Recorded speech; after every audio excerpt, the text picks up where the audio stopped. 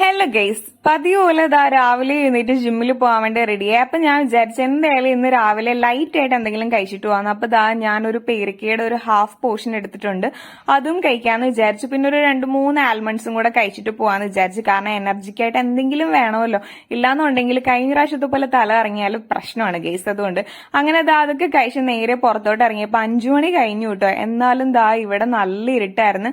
കാരണം ഇന്നലെ മുതൽ നല്ലൊരു ഇരുളും മഴയും ഇടിവെട്ടും കാര്യങ്ങളൊക്കെ ആയിരുന്നു. പുറത്താണെങ്കിൽ മഴ പെയ്തുമൊക്കെ കിടപ്പുണ്ടായിരുന്നു, വെള്ളവും കാര്യങ്ങളൊക്കെ. അങ്ങനെ നമ്മൾ ജിമ്മിലെത്തി. അങ്ങനെ ജിമ്മിൽ വന്നപ്പോ ഇന്ന് മുതൽ നമ്മുടെ കൂടെ നിഹാറും കൂടെ ഉണ്ട്. നിഹാർ ഓൾറെഡി ജോയിൻ ചെയ്തിട്ട് കുറെ നാളായിരുന്നു.